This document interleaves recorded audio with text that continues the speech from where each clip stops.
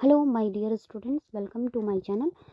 आई hope आप सब बहुत अच्छे होंगे। और जो आज मैं टॉपिक लेके आई हूँ बहुत ही इंपॉर्टेंट है, RRRLF, जिसका मतलब होता है राजा राम मोहन रॉय लाइब्रेरी फाउंडेशन। ये बहुत ही मोस्ट इम्पॉर्टेंट टॉपिक है अगर आप लाइब्रेरियन की प्रिपरेशन कर रहे हैं किसी स्कूल में, और अगर आप प्राइवेट स्कूल में भी कर रहे हैं तो आपसे इंटरव्यू में क्वेश्चंस पूछे जा सकते हैं। और अगर आप सेंट्रल गवर्नमेंट की तैयारी कर रहे हैं, स्टेट गवर्नमेंट में स्कूल के लिए लाइब्रेरियन की तैयारी कर रहे हैं, तो उसके लिए तो बहुत ज़्यादा इंपॉर्टेंट है। और जो लोग ब्लिस कर रहे हैं, बैचलर इन लाइब्रेरी साइंस कर रहे हैं, उसके लिए भी इम्पॉर्टेंट है एग्ज़ाम के नोट्स बनाने के लिए।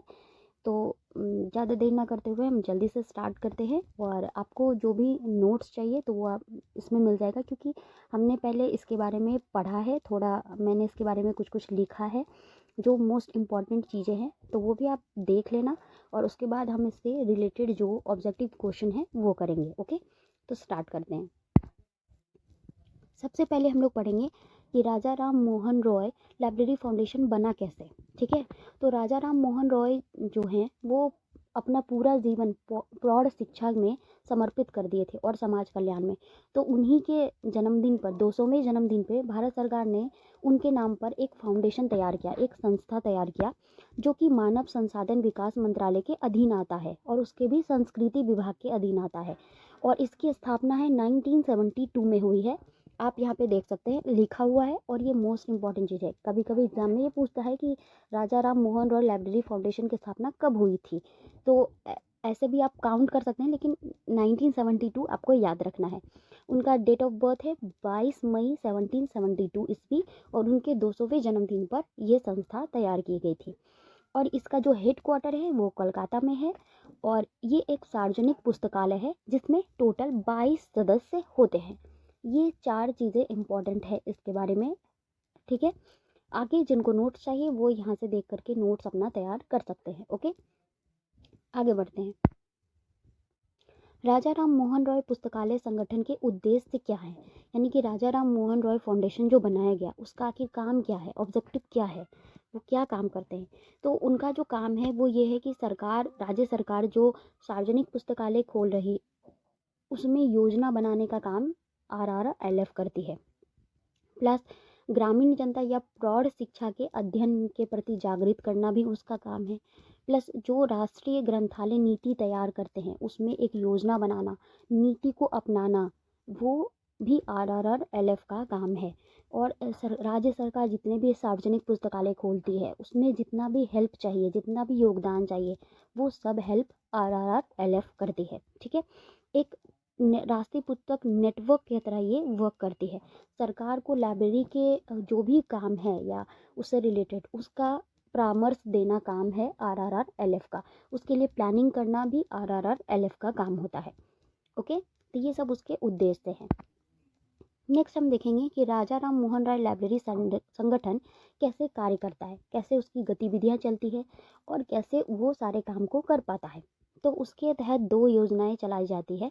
जो पहला योजना है वो मैचिंग असिस्टेंट का है, दूसरा है फुल असिस्टेंट का।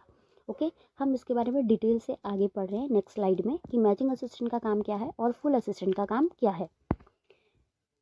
तो मैचिंग असिस्टेंट का काम जो है वो है कि वो जो सरकार है सार्वजनिक पुस्तकालय बनाने में या सार्वजनिक पुस्तकालय को निर्माण करने में जो भी सहायता चाहिए उसमें वो 50% हेल्प करती है। 50% हेल्प करती है। जैसे जो भी नया लाइब्रेरी खोलना चाहते हैं या मोबाइल लाइब्रेरी खोलना चाहते हैं तो उसको ग्रांट प्रदान करती है। ठीक है, सेवा प्रदान करती है अपना। और दूसरा ये है कि उसके लिए ऑटो विजुअल सामग्री भी से भी सहायता करती है, जो भी ऑडियो विजुअल सामग्री चाहिए वो हेल्प करती है। प्लस पुस्तक प्रदर्शन के लिए भी सहायता करती है। प्लस बाल भवन या फिर नेहरू युवक केंद्रों में भी लाइब्रेरी चलाने में भी अनुदान देती है। वर्कशॉप, सेमिनार या फिर पुस्तक प्रदर्शनी मेला लगता है उसमें भी हेल्प करती है।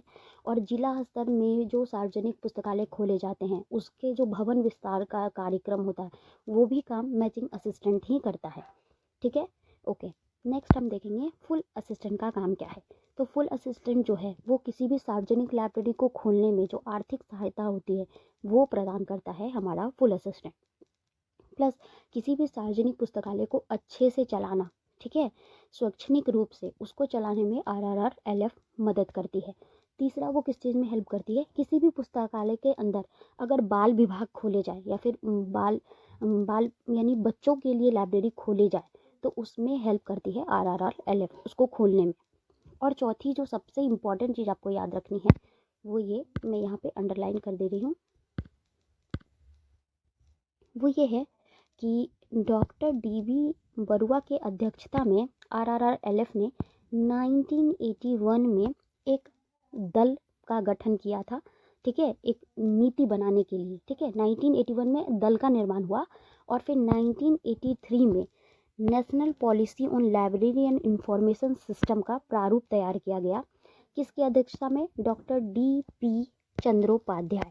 पहला था डॉक्टर BP बरुआ, उसकी अध्यक्षता में एक दल बनाया गया और जिसकी अध्यक्षता में प्रारूप तैयार किया गया वो है डॉक्टर DP चंद्रोपाध्याय, ठीक है।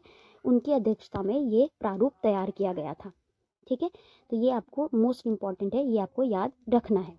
और 1986 में ये अनुसार प्रस्तुत किए गए थे, ठीक है। ये सारे जो नियम हैं उसको प्रस्तुत किए गए थे। ओके, नेक्स्ट हम देखते हैं कि RRR-LF की तरफ से कौन कौन से पब्लिकेशंस चल रहे हैं, यानी कौन कौन से प्रकाशन चल रहे हैं। तो उनकी तरफ से 4 प्रकाशन है। पहला है books for the million at their doorstep. दूसरा है directories of public libraries in India. Third है Indian libraries trainees and perspectives और चौथा है न्यूज़लेटर। ये 4 पब्लिकेशंस RRR-LF की तरफ से चल रहे हैं। नेक्स्ट कंक्लूजन पे आते हैं, क्योंकि जो लोग एग्जाम देने वाले हैं उनको कंक्लूजन लिखना ही पड़ेगा। तो कंक्लूजन हम देखते हैं, कंक्लूजन आप लिख सकते हैं इस प्रकार। हम कह सकते हैं कि RRR-LF पुस्तकालय आंदोलन को गतिशीलता देने तथा सार्वजनिक पुस्तकालय को सहायता देने का कार्य करता आ रहा है। यदि इसका प्रयास इस प्रकार चलता रहा तो उम्मीद है कि सभी राज्यों में पुस्तकालय प्रणाली अपनाई जाएगी तथा सभी राज्यों में पुस्तकालय अधिनियम लागू हो सकता है। साथ ही सार्वजनिक पुस्तकालय की व्यवस्था सुदृढ़ हो पाएगी। तो ये हमारा कंक्लूजन था और यहाँ पे हमारा ये पूरा टॉपिक खत्म हुआ। अब हम इससे रिलेटेड जो भी ऑब्जेक्टिव प्रश्न है वो देख लेते हैं। ओके, पहला प्रश्न कहता है RRR-LF की स्थापना किस वर्ष हुई थी। इसके ऑप्शन है 1965, 1972, 1984, 1991। तो हम लोग पिछले पढ़ चुके हैं कि 1972 में इसकी स्थापना हुई थी, तो option number B is the correct answer. Next question है RRR-LF की स्थापना राजा राम मोहन रॉय के किस साल में हुई थी। ठीक है, तो हम लोग सब जानते हैं कि कब हुई थी। हम लोग ऑप्शन देख लेते हैं इसके। जन्म शताब्दी वर्ष, जन्म का 2वीं शताब्दी वर्ष, मृत्यु के 3 शताब्दी वर्ष, मृत्यु का शताब्दी वर्ष। तो हम लोगों ने पिछले बार में पढ़ा है कि जन्म के 200वें जन्मदिन पे राजा राम मोहन रॉय के 200वें जन्मदिन पर इस संस्था का निर्माण किया गया था। तो वो कब है? जन्म के 2वीं शताब्दी वर्ष। Option number B is the correct option. Okay, next हम लोग आगे बढ़ते हैं। RRR-LF के सर्वोच्च नीति निर्माण संस्था को फाउंडेशन कहा गया। ये होते हैं, यानी कि ये क्वेश्चन कह रहा है कि RRR-LF में टोटल कितने सदस्य होते हैं। तो ऑप्शन देख लेते हैं हम लोग। पहला ऑप्शन कह रहा है 7 सदस्य, बी 9 सदस्य, सी 22 सदस्य, डी 15 सदस्य। तो हम सबको पता है कि टोटल 22 सदस्य होते हैं, तो option number C is the correct option.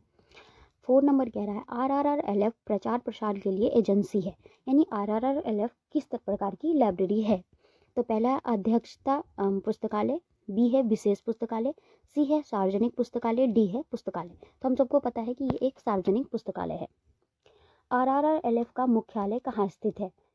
A Chennai, B Mumbai, सी नई दिल्ली, डी कोलकाता। तो हम सबको पता है कि कोलकाता इसके मुख्यालय है। RRR-LF के वर्तमान अध्यक्ष कौन है। ए है अरुण कुमार, बी है महालक्ष्मी कृष्णन, सी के श्रीवास्तव, डी किशोरी शर्मा। तो अभी वर्तमान के उसके अध्यक्ष है किशोरी शर्मा। ओके, नेक्स्ट क्वेश्चन हम लोग देखते हैं, वो है RRR-LF का पूर्वी क्षेत्रीय कार्यालय कहाँ स्थित है। तो हम सबको पता है कि जो RRR-LF का मुख्यालय है यानी हेडक्वार्टर है वो कोलकाता में, और वो पूर्वी क्षेत्र में पड़ता है। तो इसमें से जो ऑप्शन है वो है कोलकाता, ऑप्शन सही होगा। RRR-LF द्वारा स्थापित और पूर्णतः विश्वपोषित कौन है, यानी कि RRR-LF किसके अंतर्गत आता है, किसके अंडर आता है। तो ए नंबर है वित्त मंत्रालय, बी है शिक्षा मंत्रालय, सी है संस्कृति मंत्रालय, डी है मानव संसाधन विकास मंत्रालय। Of course option number D is the correct answer. RRR-LF की सहायता के तहत गलत जोड़ी का चयन करें, यानी कि RRR-LF किसके लिए काम करता है, किन राज्यों के लिए काम करता है? तो ऑप्शन दिया हुआ है, विकसित राज्यों के लिए, बी उन्नत पिछड़ा राज्यों के लिए, सी उत्तर पूर्वी राज्यों के लिए, इनमें से कोई नहीं। तो option number C is the correct option, उत्तर पूर्वी राज्यों के लिए ये वर्क करता है। ओके, आई होप आपको ये वीडियोस अच्छे लगे हों, तो please do like, share and subscribe, and please आप मुझे कमेंट करके ज़रूर बताएं कि आपको वीडियोस कैसा लगा हो। Thank you, bye bye.